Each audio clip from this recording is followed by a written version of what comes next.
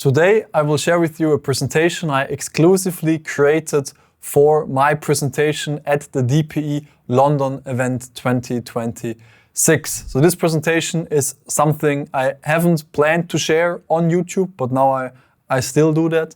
And if you want to have more presentations and content like this, you can click on the first link in the description, which is the link to the Miami event, the next DPE event. But for now, for this video, in the next 50 minutes around something, you will see on the YouTube timeline how long this video is. But in the next 50 minutes or so, I will show how you can create an amazing reader experience and why this actually matters if you want to become successful on Amazon KDP as a self-publisher. So let's get started. How much do you care about your readers? Have you ever asked yourself this question?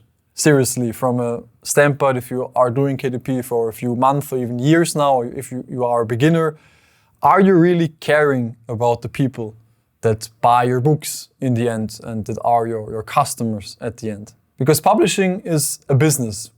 We all, I guess most of us, but yeah, let's say we all do it because we want to make money. At least all publishers I know do it because they make money, and that's completely fine. So why should we care? Why should we care about our readers if it's only about the money? And my answer to the question is because you will profit from it the most. So caring will give you more success, also more joy, and it's morally better, but we will talk about that later. First, it's really from a rational standpoint. It's only from the standpoint, what do I get out of this? And that's, of course, not my moral compass, but I understand that many publishers follow the money. Many publishers are very focused on money. And this video is for those publishers so they see the alternative. And why, even if money is their only goal on Amazon KDP, they still should care about their readers. So let me continue. Here's what we will cover today. First, why caring about your readers helps your business to scale. Then, how we can be in alignment with KDP's interest and not get banned. That's a huge one. And my 3 strategies for how I create an amazing reader experience. Then also we have speed is more important than perfectionism. In the first moment it sounds off, but I will talk about this in detail. And then you can systematize and outsource caring for your readers. And that's an interesting one for the more advanced publishers, but still watch till the end because this will go pretty deep the longer you watch. So reasons why caring scales and is important for you as a self-publisher from a pure business perspective. So first of all, more reviews. Obviously, if you get a better reader experience, if your readers are happier, then they are faster to leave a review. If someone has an amazing experience and they read your book and it was the best book they have ever read, then they are faster to just go on Amazon and leave the review than if it was just an okay book. Even if it was a good book, it's just good, but it wasn't good enough to catch the person. And that's the difference. It's not just good enough, but it's really outstanding. And this then creates the urge in the person to thank you as the author or the publisher and give you a review to support you. Better reviews, it's the same effect, but a different outcome for you, a different benefit for you, because not just more people will review your books, but also the reviews will get better. And what means better reviews? It's just longer reviews, more detailed reviews, and often reviews with images or videos, which are more valuable for you, because if a potential customer looks for your reviews and reads your reviews, they see it's a detailed review that's actually from a real person, and they even post images or videos, then they see, okay, that's really an honest review. I see myself as the potential customer in this review, so it makes sense for me to purchase this book. Then a higher customer lifetime value, especially or obviously if you have a brand, else they have nothing else to buy. But for example, if you have a course as an upsell after your book, or if you have a brand like most KDP publishers do, then if the book was amazing, they are more likely to buy a second, third, or fourth book from your brand. I think that's obvious. And in general, you get more opportunities. So I know a few publishers that are really big, or a few self-publishers, that have a few hundred, even 1,000+ books on their KDP account. And those publishers get opportunities outside of KDP. That means, or one example that I have, is that a Russian publishing house contacted one publisher I know and ask him if they can buy the rights of a few dozen books that he publishes and if they can then publish them in Russian. And that's really fast, a deal worth a few $10,000s just for giving them the rights to your books. So those are opportunities most people don't even think about. But if you get bigger, if your books get very professional, then outside opportunities can arise and give you great opportunities that you can then pursue and benefit of. What happens if you start caring for your readers? First of all, before we dive into that, what is a business? Basically, not just from a KDP perspective, but in generally, what is a business? And my definition is, a business is managing the interests of different people and parties. And here's what I mean with that. If you have customers, you should do things in their interest, so they give you their money. I guess that's obviously, if you don't act in their interest, they won't give you their money, you won't earn money, and the business will collapse. Then, if you have employees, you should act in their interest, so they work longer and more effectively for you, else they will just go away, and you have no employees, no team members anymore. I think that's also obvious. And if you have business partners, you should act in their interest, so they don't turn against you or leave you. Same here, I think it's also obvious. And you should, of course, always act in your own interest. I think that's also obvious. That's what most of us do day by day. And most of us only do this, and that's also a weakness. But of course, we should not only care about others, but also on us, and not just only on us, but also about others. So it's the balance between that. A few words about the business partner, because in our case, who's our business partner? In my example, I have multiple business partners I publish books with, so those are my business partners. But as self-publishers in general, our main business partner is obviously Amazon. So we should always act accordingly to Amazon's interest. Let's dive more into that, because what happens if you start caring about your readers? So create better products, create a better reader experience. What happens if you aim to achieve that? You start acting in the interest of everybody who is involved in your business, because everybody wins. Your readers win.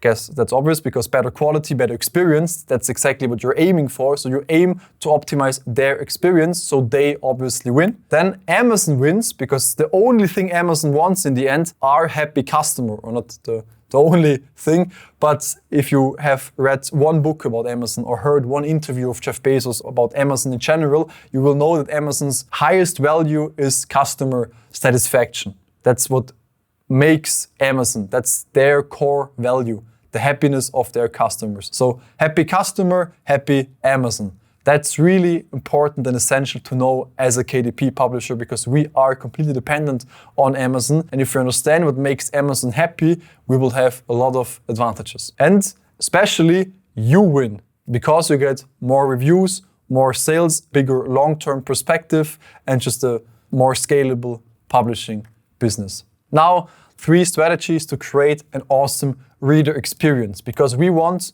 all of those benefits here. We want that everybody wins, that everybody's interest is met. And that's why we now dive into the 3 strategies, how you can actually achieve that and create this awesome reader experience. So the first point is value-driven book creation, so how you can create a high valuable product. Then communication with your audience, and speed over perfectionism, what I already mentioned in the beginning. So the first point, value-driven book creation. What do I mean with that? Or first of all, what is value? How do you judge if a book is valuable or not? A lot of my YouTube videos, I talk about high quality or value-driven book creation.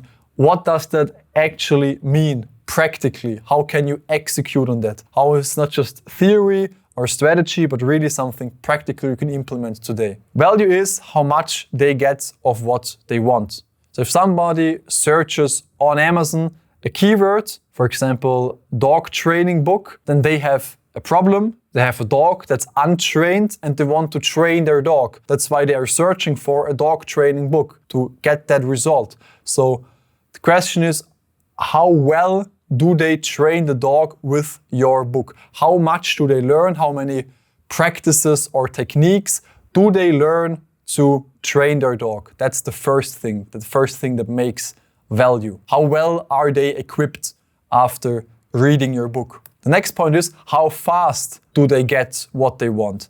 Does it take them a year to really become equipped and be able to train their dogs? Or can they train the dog the same day where they get your book? So they get your book, read the first 2 pages, and they can already act and help their dogs and train their dogs. So is it fast, or does it take months or years after they read your book? So how fast do they get what they want? Then how easy is it for them to get what they want? Do they only have to read your book, or do they, in addition to your book, have to train dozens of times or buy external material and, I don't know, run a marathon or something to achieve what they want? Is it just your book? Is it easy to read? Or is it like a really thick book that's annoying to read, that's hard to read, hard to understand? Or is it really a well-structured book that's easy to read, that communicates what it wants to communicate fast and efficiently? And how enjoyable is the journey to get what they want? So does it actually make fun to use the strategies from your book to teach their dog, to train their dog? Or is everything you teach in your book annoying, and maybe the dog gets trained effectively, but it just doesn't make any joy, any fun to train your dog? It's just a lot of stress. So how well does the book manage to equip them to train their dog with joy, with enjoyment? And how easy is it and how enjoyable is it to read the book? Is the book boring, similar to the last point, or is it fun to read and are the exercises fun to do? And there are 4 layers of value-driven book creation. The book's content, so what is inside the book, that's the what we just talked about, that's the how much do they get of what they want. Then the book's concept, that's the how. So how do they get that? How do they learn the dog training, and how is the dog training done? Because there are multiple ways to train your dog. This decides which way it is to train your dog in that example. Then the author's personality. So who is teaching you how to train your dog? Is it just a random person, or is it a friend? Is it an authority figure, a dog trainer that is well known all around the world? Who is teaching you these topics? And then the book's bonuses, and that's the question that it answers even more. It's a surprise, a positive surprise if you offer a bonus content. So they don't not just get a book, they get something on top, and that on top can again solve one of the 4 issues we talked about a minute ago. So let's talk about the book's content. What do they get? Every person on Amazon is there for a purpose. They are looking for something. If you're searching for dog training on Amazon, then you're having the issue that you want to train your dog. Example here is also kids' books. So the problem that the parent has is it needs a gift for their kid. The solution is a book that makes their kids happy and maybe even educate them in some shape or form, but that's just a bonus. The main thing is to make their kids happy because they want a gift, and the purpose of a gift is to make their kids happy. But there are also, not always, but often there are like secondary reasonings behind that. So maybe they look for a piano learning book for their kids that makes them happy, but also educates them in playing the piano. So there could be multi-levels of things they want to achieve by buying a gift. They then have 2 problems. They want a gift and they want their kid to learn how to play the piano. And that's a combination of 2 problems that creates one unique book, and that's a piano learning book for kids that's easily giftable. And that's how you think about niches in general. It's always one problem or multiple problems combined that one product solves, one book solves. Another example, self-help books, some mental issues that you have, ADHD, anxiety, there are so many mental things people struggle with, and the solution can be a book that helps them overcome or at least live better with these problems. The same goes for all other niches like gardening, learning how to play the piano, cooking, word search, and so on. All of those solve problem. Also, if you don't think that they solve a problem, like for example, a novel. What problem does a novel solve? But a novel solves the problem that someone wants to read a book.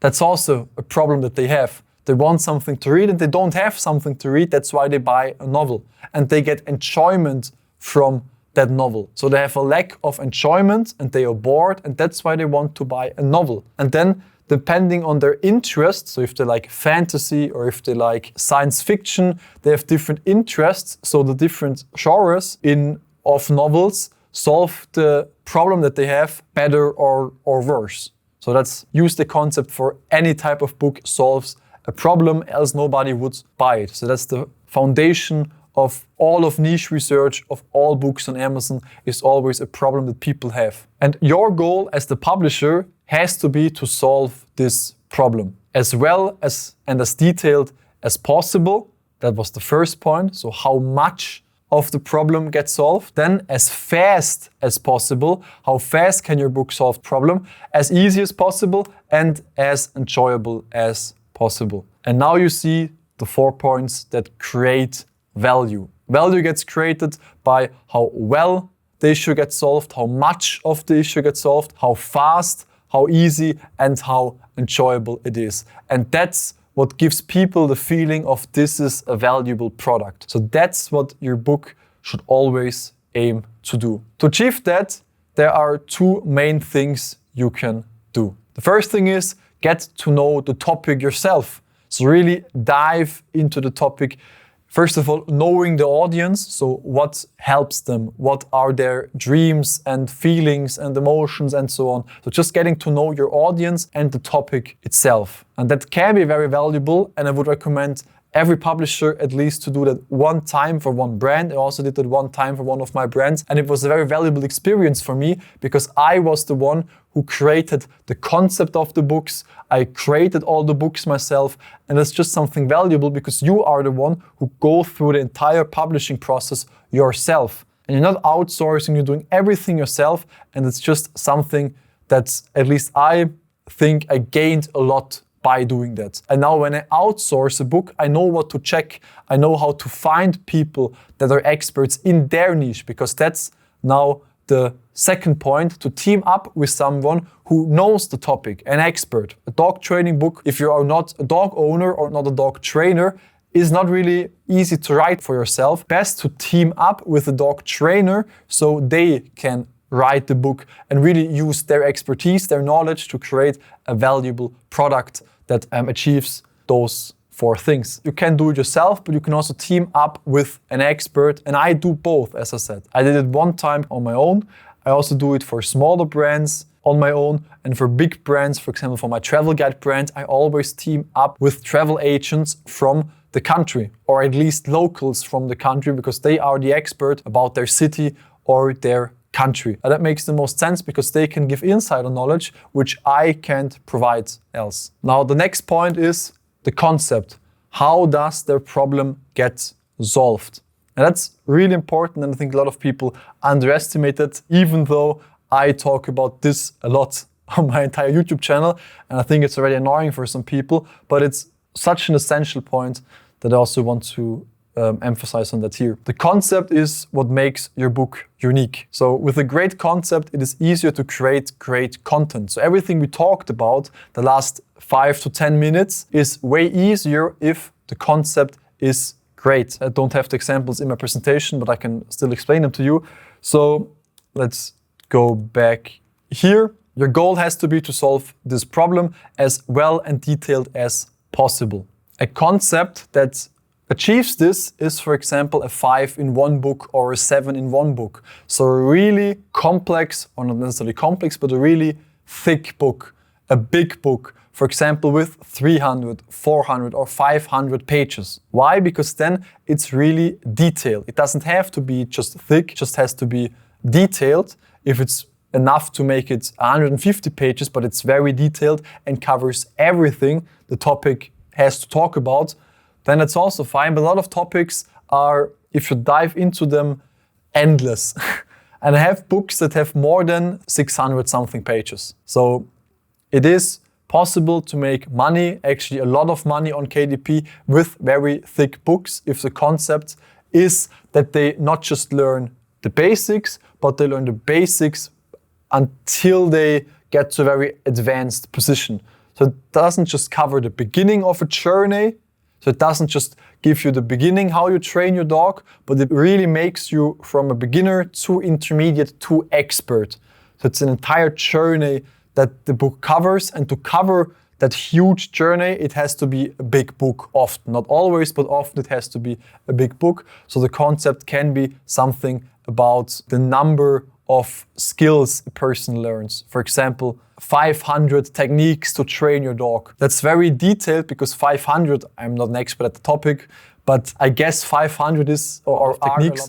So that's one angle. Another angle, as I said, is like a 7-in-1 dog training book. Just a very detailed, big book about the topic that covers 7 big aspects in one book. Then as fast as possible could be something like a challenge approach. Learn how to train your dog in 21 days, as example.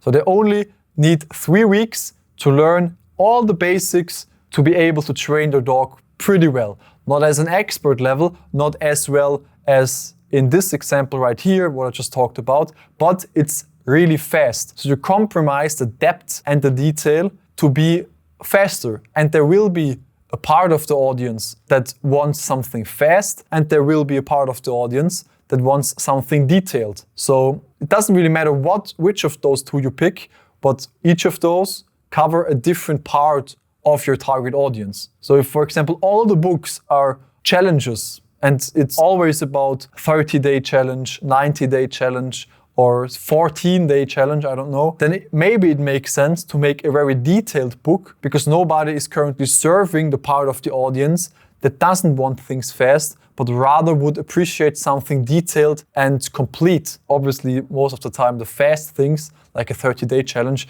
is often not complete because it often takes more than 30 days to become an expert at a thing. So the detailed book is just another angle to this. Also depends on the niche, but in my experience, I had more success with the well and detailed concept than with the purely fast concept. I also have fast books that are pretty successful, but my most successful books are often the detailed, in-depth books. Then, as easy as possible and as enjoyable as possible, this can just be a twist. The concept could be a fun twist. How to train your dogs by playing games with it, in a way. Spontaneous examples, but I think you get what I mean. In the piano example, it could be how to play the piano by playing piano games. And then the piano games are some finger typing exercises on the piano with some challenges inside the book. And to achieve them, you need to train your fingers to do the piano exercises, for example. Unique creative concept that maybe doesn't make sense with the first thought, but maybe you can create something reasonable out of that actually helps the reader, that's actually enjoyable and easy to use and solves the problem in a funny way or just a very unique and special and easy way. So if you are creative, you can find those angles to create something unique on the market. So that's why the concept helps to achieve those 4 things. You don't need all of those 4. In an ideal world, you have all of those 4 points, but it's often hard. You normally at least have to make a decision between well-detailed and fast. You can do something fast that's easy and enjoyable, or you can do something detailed that's easy and enjoyable, but it's often hard to do something detailed that's fast. So that's often the decision you have to make. But it also depends on the topic. Some topics maybe are not that big. You can create a unique concept that can at the same time deliver the content fast and as detailed as possible. So maybe you find something like that, and that would be technically the best concept you can find for a book if it achieves all of those 4 things. But let's now move to the third point, and that's the author persona. So who is the one that solves the problem for the reader? I have a real connection to my readers, especially my main brand. They deeply get to know me, or at least my author persona, through my books. And I think that's really powerful. Let's imagine yourself if you are reading a book and it's a good book and it's written from the perspective of the author, you in a way create this connection to the author. So you build this connection. And if you have this when you read a book, why as a publisher shouldn't you aim to achieve the same feeling between your readers and your books? And I think that's very powerful and something a lot of publishers, or I guess most publishers, underestimate. Because this leads to more reviews, more sales, a better experience for the readers. Why? If they have a personal connection, they are faster to leave reviews because they just want to thank you.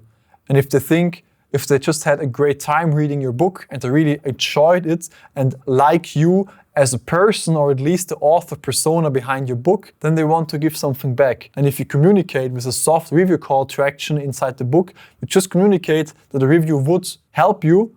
They don't need to have to leave a review, but it's open. And if they decide to leave one, you would be really happy because it would help you. A lot of people will do that just to give something back to you. That's something important to understand. Then more sales, because you get more recommendations. Many publishers underestimate how powerful recommendations can be. If a person loves your book, they will refer it to their friends and family and so on. It depends on the niche where this makes sense, obviously. But there are many niches where referrals can be a huge driver for sales. And I've never heard any publisher talking about referrals. So yeah. Then another point for sales, if you have a brand, again, it just opens up the possibility to buy multiple of your books. And if they're happy with one book, they buy more of your books.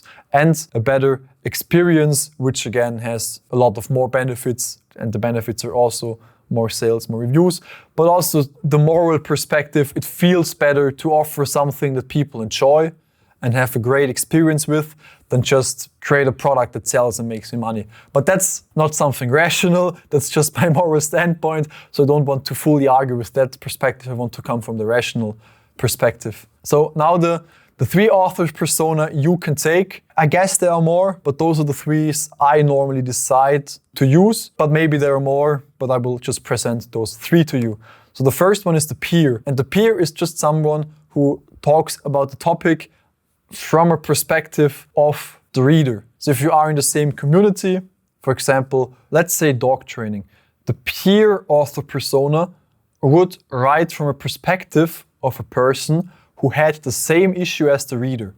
So the peer is a person that has a dog and was searching for a solution for that problem to how to train the dog. And then the peer taught themselves how to train their dog, or bought other books, made courses, went to dog training, and just over a few months or maybe even years, they learned all those things themselves and are now writing from a peer's perspective, not from an expert's perspective, from a peer's perspective.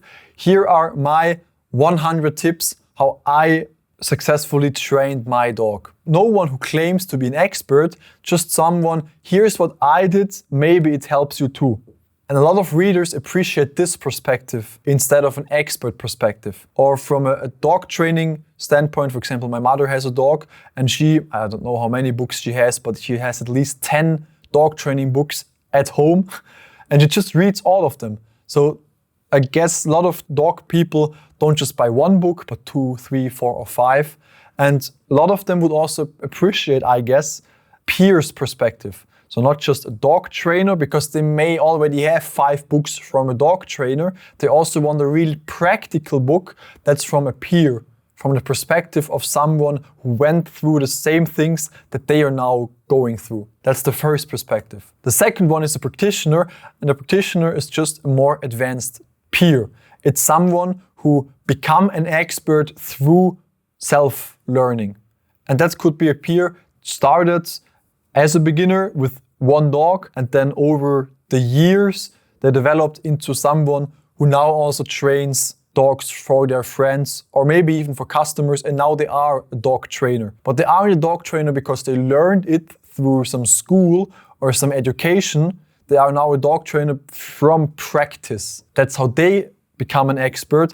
And now they have the expertise to talk about this topic, but they have also the experience and the lived reality that the reader is now in. The third and most obvious author persona is the authority, the real expert that maybe studied dog training. I don't actually know if you can study dog training, but if it's in the self-help niche, it would be some YouTuber who made, 500 videos about self-help and then wrote a book. That would be the practitioner versus a real therapist. And maybe both people can write a good book, a valuable book for the audience, because the YouTuber in this example who made 500 videos has really dived into that topic in much detail, but the authority is still the one who holds higher authority because they studied it. They are the real expert at the topic. And some people tend to like the authority more, and other people tend to like the practitioner approach more. And other people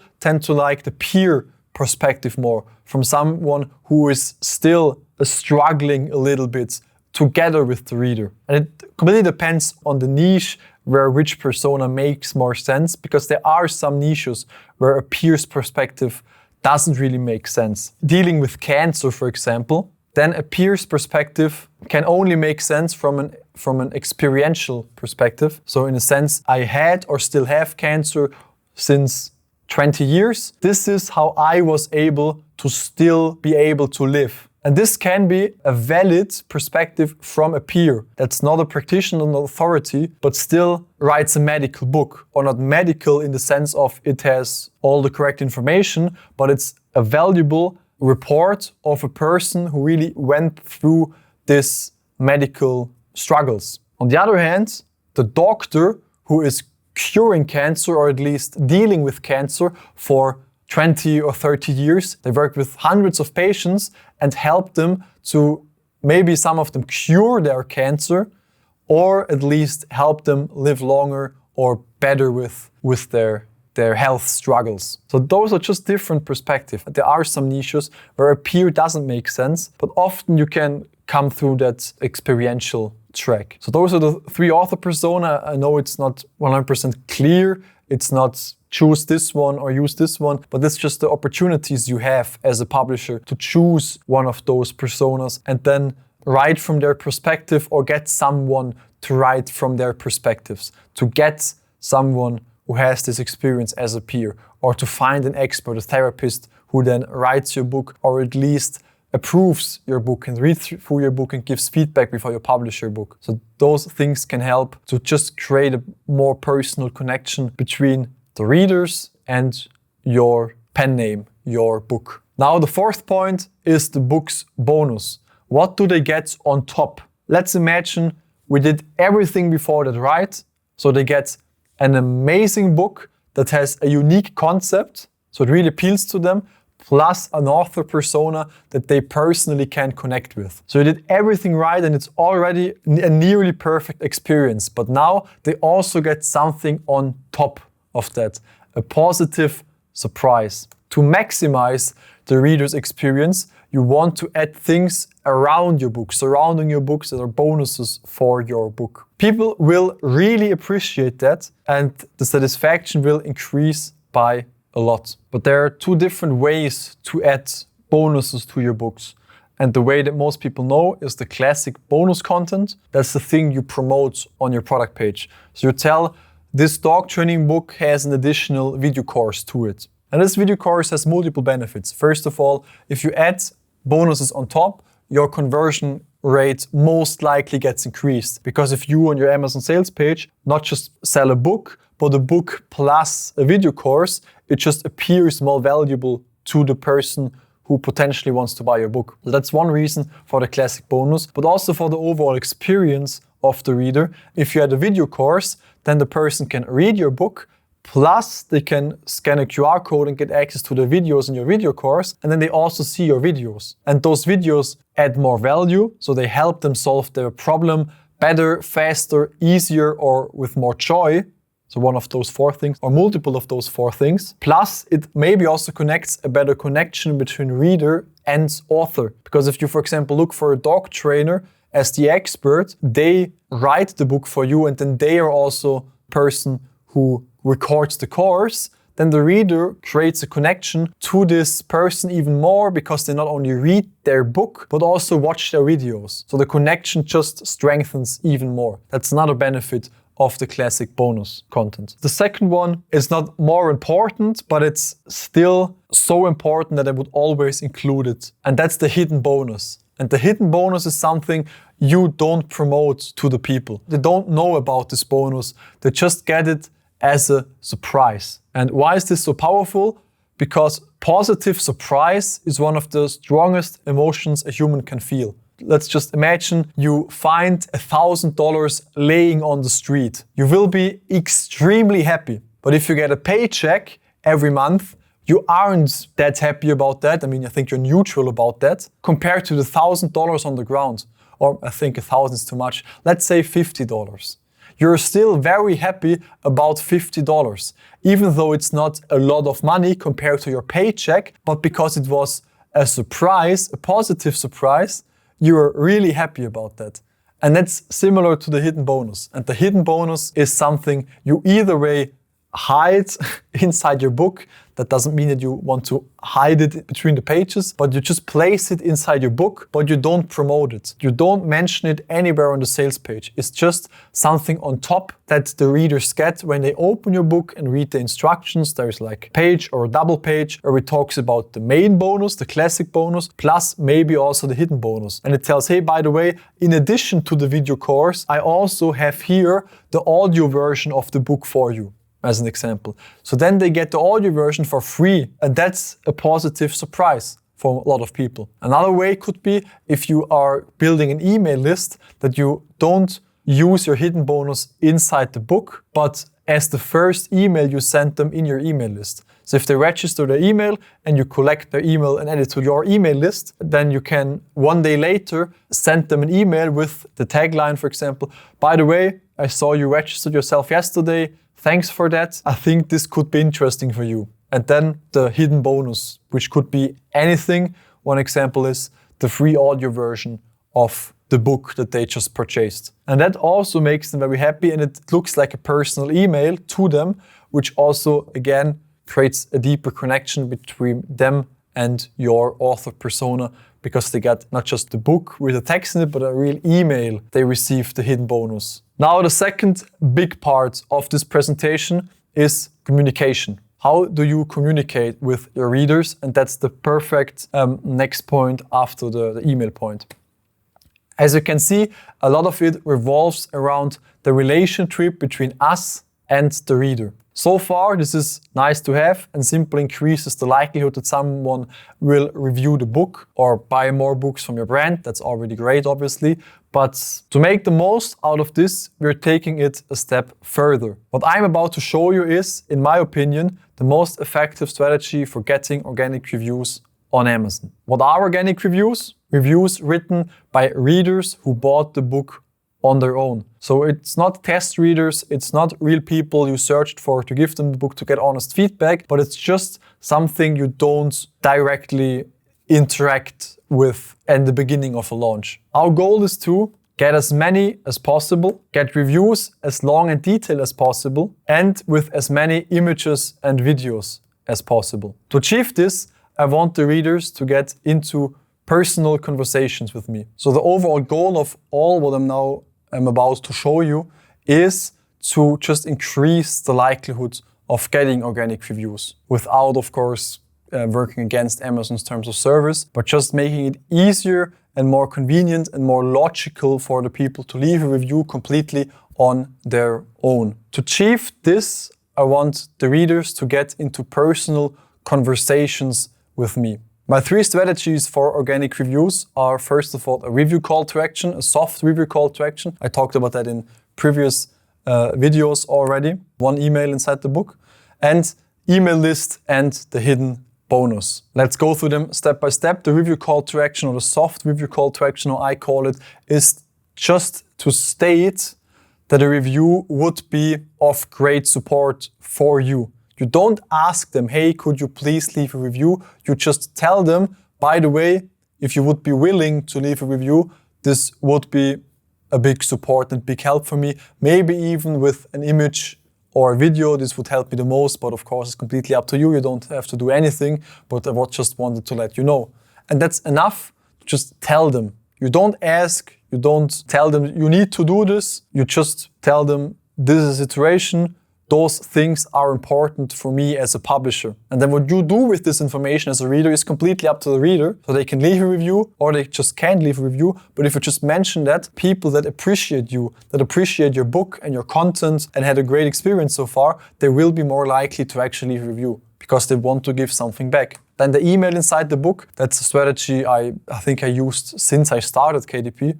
Actually, in the EU, so in Europe, it's necessary to have your email inside the book. That's legally required to have a contact address inside your book. But what I like to do is to highlight this contact address. At the end of my introduction, I often tell the people, if you have any questions or complaints or anything else, just email me here. Then I paste my email address. And a lot of people then write me and just tell me, hey, thank you, great book. And that's it. So I get a lot of just thank you emails. And those are the perfect emails to reply to with a review call to action. Not something like, hey, please give a review. Don't ask them directly, but just tell them, thanks a lot. By the way, a review is something that helps me as an author because reviews are very important on Amazon.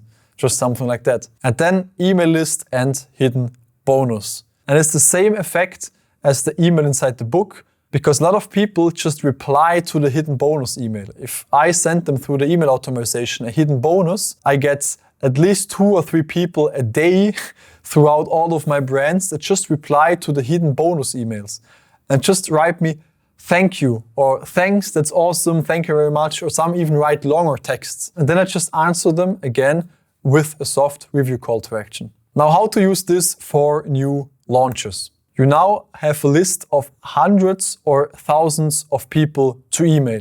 So if you long-term build up this email list step by step, it will grow, grow, and grow. And if it's all inside the same brand, you can use those hundreds or maybe thousands of emails to look for 30 to 50 test readers who you reimburse. That's my main method to get reviews for my books, or at least get feedback for my books, and then the review is optional. That's what I do to get feedback from real readers. I email my big email list. I personally aim to get 50 test readers. And those are people who buy the actual paperback on their own Amazon account. They just buy it because else I need to get their address and it's really complicated, and I live in Europe and not in the US, so that's also complicated to do. So they just buy it themselves and I reimburse them, so they got the book technically for free. And that's completely fine with Amazon, because Amazon in their terms of service states that it's okay to provide readers with discounted copies or free copies of your book if they don't need to give a review in exchange. And they don't have to do that here. They just have to give me a personal feedback. So it's not at all at the review. We never talk about the review actually. It's just about a personal feedback they write me via email so I can improve the book. And on top of that, after they wrote the personal feedback, most of the time also leave a review. Why? Because I just tell them that a review would be a support for me. That's it. They don't have to, it's just a support for me. Let's imagine those type of readers. If they are in your email list, they already have at least one of your books. Maybe some of them have 2, 3, or 5 of your books. And now you email them and they already know you, they know your books, they like your books because else they wouldn't bought multiple of your books, and they have this personal connection with you, and then you email them that you have a new book. And they then are happy and they want to test read this new book because they like the other books, and obviously if you have something new, they want to have it. And then they give you the personal feedback, and if the book was actually good, then this personal feedback will also be very long and good and honest, obviously. And if you then tell them that the review would be appreciated, most of them, just to do something good for you, to help you, to give something back, will leave a review completely on their own. And that's just psychology, I guess. Or that's just how people behave with each other. It's not manipulating them and telling them something that's not true or lying to them. It's just interacting with them nicely, honestly, like human beings that respect each other. And that's what all of this is about. Just honest conversations with readers, with fans of your books. You can call those people fans. Very powerful. And if you build a brand, you care about the reader, and you create a great reader experience, you will have fans. And if you have 50 fans, then you never, ever will have a review problem again. For example, if you look at big YouTubers, when they launch a book and one day later they have 500 reviews. Do you know how hard it is for a self-publisher to get 500 reviews? It's nearly impossible for most self-publishers, except if the book is like 2, 3, 4, 5 years old. But else it's really hard as a self-publisher without any social media reach to get that many reviews. But for a YouTuber or some social media famous person, it's really easy because they have fans. They have real fans who just care about this person. And if you have fans who care about your book brand or your pen name, the expert behind it, or you as the publisher or the author directly, then that's one of the most powerful things you can have for your brand. And now the third point, speed is more important than perfectionism. And that's essential to understand. Speed from a lot of people often implies low quality, but it's actually the other way around. For many people, this will be the most important thing, the most important part of this presentation, because everything I've just mentioned leaves a ton of room for procrastination. But instead of procrastination, I want you to be quick. I know multiple people, and if you are one of those people and you're working on your first book or on your second book, so you're at the beginning of your KDP journey, then please, maybe I should have said it in the beginning, but then this video isn't for you. All of this information is quite advanced, and it's something you shouldn't care about at all in the beginning. Your most important goal is to publish a book. That's the only thing you need to care about. Not how good it is, just publish one book. You need to first publish one book, make the experience, and then learn from that. And then watch videos like this and try to implement a little bit of this video. And for the next book, a little bit more. And for the next book, a little bit more. But don't try to build everything I just told you at once. Or if it is not impossible, you will work a year on your first book. And that's not practical. If you build step by step into each new book, a little fraction of this presentation, after half a year, you will be done. After 6 months, you will have everything implemented. But if you try to implement everything in one go, it will take more than a year. Those are just estimate numbers, of course. I can't guarantee nothing. But that's what I see way too often, that people just procrastinate. Because quality doesn't come from perfectionism. Quality comes through conscious and consistent output and self-reflection. So here's the pottery example. It goes like this. There's a pottery teacher and he has 2 groups, a pottery class, and he divides the class into 2 groups. And one group, he gave the assignment, in the next 3 months, you have to create one pot that needs to be perfect, the best pot you can create. And to the other group, he said, you don't need to care at all about the quality of the pots, just do as many pots as possible in those 3 months. So completely different goals. One is about perfectionism, make the most beautiful, best pot in the world in 3 months, and the others just make as many pots as possible, don't care at all how good they look. And the result was that the ones who focused only on quantity, not at all on quality, only on quantity, made better pots and more beautiful pots at the end than the people who just created one pot that tried to be perfect. Why? Because those people most likely created like 500 pots. I have no idea about pottery, to be honest, but I guess they created dozens or maybe hundreds of pots in those 3 months. And after creating 100 or 200 pots, obviously your 201st pot will be way better than the first pot. Even if you don't actually care about how it looks, it naturally will just be better than the first pot of someone who just tries to make it perfect. And that's a very important lesson, I think, because it's similar to KDP. In KDP, as a bonus, you still should try to improve each time. So it's not just quantity, it's also try each pot to make it better than the previous one. But it's more important to make a lot than to make it perfect. And that's so essential to understand, because that way you will be faster, have higher quality.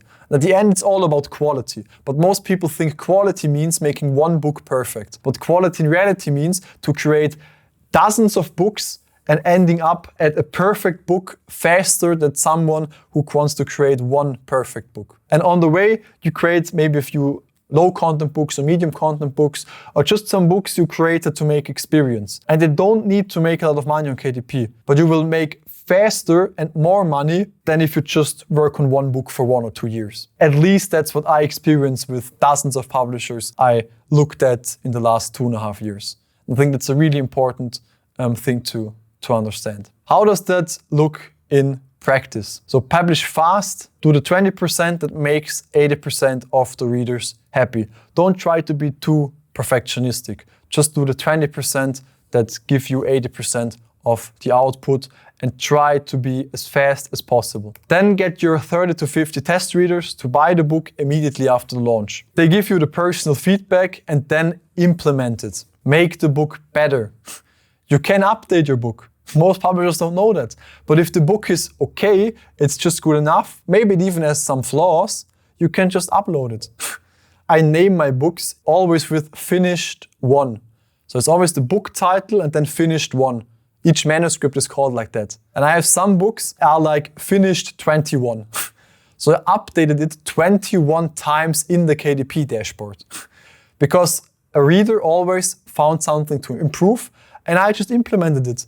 And after 3 months, the same book after 3 months was just way better than the day I launched it. But I was fast. And in those 3 months, it already made money. It gained ranking, it got reviews. And now after 3 months, it's a way better product. And now I can be really proud of this book and aim to sell it even more. If I have only focused on perfectionism, the book most likely never would have gotten so good because I would have never gotten the feedback of those real people, of the real audience. And that's why this approach is so essential if you want to care about quality. So publishing fast creates more quality than publishing slow. And that's something that a lot of publishers need to understand. That's very important for me to emphasize a lot in this presentation. Now, everything I showed you takes a lot of effort.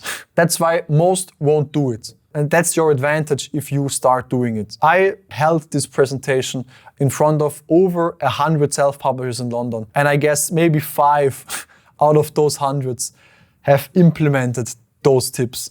Because most publishers are lazy. Not to judge them, I guess most humans are lazy. And that's the reason for that. So I don't want to judge them, it's just how it is. But that's a huge advantage for the few % that are not lazy, or try to not be that lazy at least, and try to make their best. And that's a huge advantage. But at the same time, I understand that for quite advanced people, this strategy seems too time-consuming to implement. Because advanced publishers don't work on 1 book. Advanced publishers work on 20 books at the same time. I think at the moment, I have at least 15 books in parallel that I work at. Not 1, not 2, not 3, 15 that I work at the same time. So that's a lot of books. But I also have a team. I have a lot of other humans helping me with those books. That's nothing I would recommend a beginner, obviously. And in the room where I presented this approach in London, a lot of the publishers were really advanced. That's why I highlighted this section. And that's why this last section now is especially for advanced publishers. But for beginners or intermediate publishers, it still gives a perspective where the journey can potentially lead you. Because you can systematize and outsource caring. And that sounds absurd, but it's actually possible and works really well. And that's actually what I did. I have a freelancer creating the book's bonuses and the email sequences. So I'm not the one creating the bonuses and the email sequences. A freelancer does that for me. I have a freelancer managing all my test readers based on templates that I created. So they chat with the test readers. Not I do that, they do it. But it's still, for the readers, it's the same. And I have a freelancers implementing the feedback the test readers provide. So I have actually also freelancers who use the feedback I get from readers and make the book better. And I'm only the one who published them then on KDP. But book production in the background is also done, and improvement is also done by freelancers. To summarize what we discussed today. It is only beneficial to care about the reader's experience from your standpoint. If you are not concerned at all with morals and you only care about money, even then, caring about the readers gives you more money. In book creation, you have 4 levers to create a great experience. It's the book's content, it's the book's concept, it's the author's persona, and the book's bonus. The communication with your audience is essential. So if you talk with them directly and have this author persona, they will just have this personal connection between you and them. And then don't be perfectionistic or procrastinate. Be fast and optimize later. And always optimize and self-reflect, but focus on being fast. And the last point was you can systematize and outsource caring. Now this is the point at my London speech where I had a Q&A. Obviously that's not really possible because this is a recording and a video and not live. But At the same time, you obviously can just write a comment and I'm happy to respond in the comments. And if you want to listen to those presentations live in person in an event, I can recommend you to come to the Miami Mastermind in November this year. So you can click the first link in the bio. I will show more details in a minute. You can either scan the QR code now or click on the first link in the description. And if you click on the first link, you will end up on this beautiful page here. You can read through it. It's on the 7th and 8th of November this year in Miami. You can watch the replays of the last few events. This was, for example, London, and you see over 100 self-publishers here. You can listen to the experiences of, I don't know, I think at least 20 different publishers here. You see the entire roadmap, the entire schedule, so who will speak, what are the topics. You can see the venue, the exact venue location will be revealed after you purchase a ticket. So you have the area here in Miami where the hotel will be located, but the event location, the hotel location itself is completely private, only for the people who are event attendees, not released publicly. And then we have the 3 tickets that you can choose of. When I'm recording this video, we still have the early bird pricing. I guess when I release this video, it could be that it will soon end. So just be fast and double check if we still have early bird pricing, else the price will go up significantly. So just double check that. And you also see the speaker roadmap. Also this beautiful guy right here. Maybe when you visit this page, there will be also more people here. Already more speakers confirmed here in this list. But yes, you can check out the page. It will always be updated. And if you want to find out more, just scan this QR code or click the link in the description. And I would be pleased and happy to see you in person at the Miami event. I hope this presentation was interesting for you. I hope you learned something and you have something to implement in your publishing business. And I look forward to see you in the next video.